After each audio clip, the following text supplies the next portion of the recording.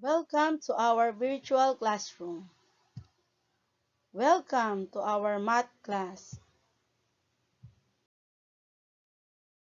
Our topic is about division of decimals with up to 2 decimal places.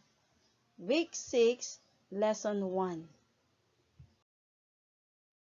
Division of decimals is somewhat similar to division of whole numbers. After going through this lesson, you are expected to divide decimals with up to 2 decimal places. The trick is to get rid of the decimal point from the number we are dividing by. We can shift the decimal point out of the way by multiplying by 10 as many times as we need to. But we must do the same thing to both numbers in division. Since we already know how to divide a whole number, we can make the divisor and the dividend a whole number by multiplying it by a power of 10. As we have learned, the shortcut for this is to move the decimal point as many places to the right as there are zeros in the power of 10. Alright, read and analyze the given problem. Miss Reyes has 64 hundredths decimeter of ribbon. She needs 400 decimeter to be used to prepare one certificate. How many certificates can she prepare with the ribbon that she has? What is asked in the problem? Alright, so we are looking for the total number of certificates can she prepare with the ribbon that she has. What are the given facts? Okay, good. So, there are 64 hundredths decimeter of ribbon. And Miss Reyes needs 400 decimeter to be used to prepare one certificate. What operation will you use to solve the problem? Alright, so we need to use division to solve the problem. In dividing decimal numbers, you need to move the decimal point from left to the right, or from its position, you will move the decimal point going to the right. So in this given example, 400 has 2 decimal places. So kapag minove natin ito, yung decimal point, papunta sa right place, magiging whole number na 4. Then 64 hundredths, pag nag-move tayo ng decimal point going to the right, magiging 64. Okay. So, itong nakikita natin dito sa pinaka-last column, yung 400ths ay naging whole number na 4, 64 hundredths ay naging whole number na 64. Okay? So, kailangan kung ilang beses nyo na i-move ang decimal point dun sa unang given number or sa divisor, ganun din sa dividend. So, both numbers are moved into spaces. Okay. So, in 64 hundredths is exactly the same as 64. 4 hundredths is exactly the same as 4. As we did the move for both numbers. Okay, let us divide the given number. So, ito na yung whole number natin, yung 64 divided by 4. Okay?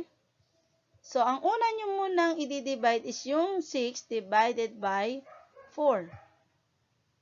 Okay, equals 1. Yun, nasa taas. Then, i-multiply nyo, 1 times 4 equals 4. Next, you will subtract 6 minus 4 equals 2. 2 divided by 4 is cannot be. So, bring down nyo yung 4. So, naging 24. So, 24 divided by 4 equals 6. Ayun, nasa taas. Then, 6 times 4 equals 24. Then, 24 minus 24 is equals to 0. Okay? So, the answer is 16 certificates. Okay, another given example. Divide 539 thousandths by 11 hundredths. Okay, so kung mapapansin ninyo, yung 539 thousandths has 3 decimal places. So, merong 3 decimal places sa 539 thousandths. So, in 11 hundredths, there are 2 decimal places. So, first, we need to make the move twice to make 11 hundredths into a whole number. So, yung 11 hundredths daw, i-move nyo yung decimal point nito papunta sa kanan para maging whole number. Okay. So, pag-aralan natin. So, move 2 spaces.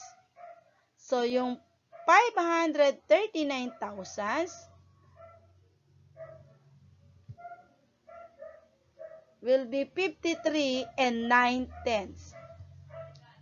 So, minove yung decimal point papunta sa right place. 1, 2. Okay? Okay, ulit. So, move natin yung decimal point. Okay, wait lang. 1, 2. O, kung kaya't, naging 53 and 9 tenths. Next is yung 11 hundredths.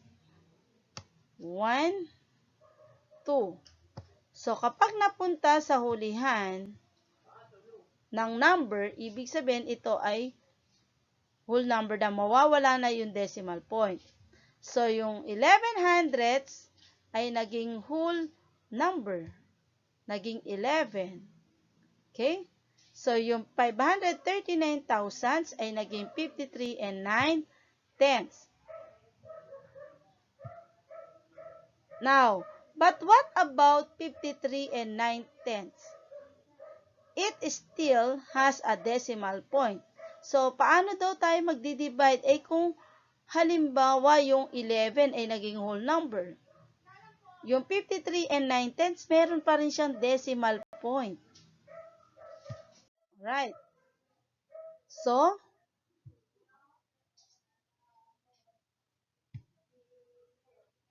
we can ignore the decimal point in the dividend so long as we remember to put it back later.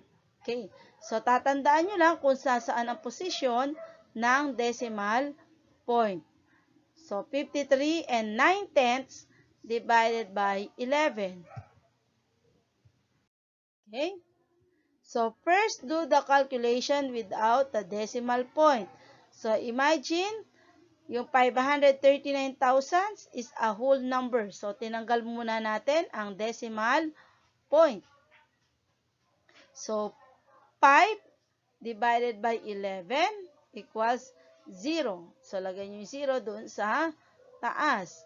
0 times 11 is equals to 0.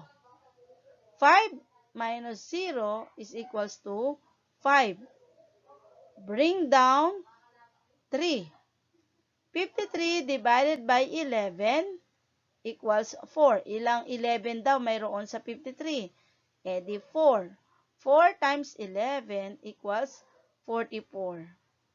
Then, subtract 53 minus 44 is equals to 9. 9 divided by 11 cannot be. So, bring down nyo yung 9. So, naging 99. 99 divided by 11 equals 9. 9 times 11 equals 99. 99 minus 99 is equals to 0. Okay. So, ito yung naging sagot natin. Nasa taas yung quotient natin is 0.9. Now, put the decimal point in the answer directly above the decimal point in the dividend. So, kanina, nung nag-move tayo ng decimal point, yung 539 thousandths ay naging 53 and 9/10. So, kaya yung decimal point ilalagay nyo sa tapat ng decimal point ng dividend. So, magiging 4 and 9/10. Another example, divide 9 and 1/10 by 7. So, the divisor 7 is already a whole number. So, no need for any moves. So, bakit hindi na kailangang i-move ang decimal point ng 9 and 1/10? Dahil po, ang 7 ay whole number. Kailangan kung ilan ang bilang ng move ng decimal point sa divisor ay ganun din sa dividend. So, dahil ang divisor ninyo ay whole number at walang decimal point na i-move, kaya yung dividend na 9 and 1/10, hindi natin babaguhin yung decimal point. Now, ignore the decimal point in the dividend.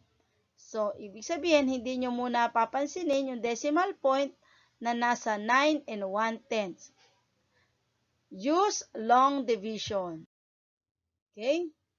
So, i-divide nyo yun, yung 91 divided by 7. So, you will divide the number 1 by 1. Uunahin natin yung 9. 9 divided by 7 equals 1. 1 times 7 equals 7. 9 minus 7 equals 2. Bring down 1. So, 21 divided by 7 equals 3. 3 times 7 equals 21. 21 minus 21 equals 0. Put the decimal point in the answer directly above the decimal point in the dividend. Okay, kanina yung ating dividend is 9 and 1/10. Sabi kanina, magdi-divide tayo, ignore the decimal point. So, hindi natin pinansin yung decimal point, basta lang tayo nag-divide ng 91 divide 7. Now, you will put the decimal point in the answer directly above the decimal point in the dividend. So, magkatapat lang sila. So, naging 1 and 3/10. So, the answer is 1 and 3/10.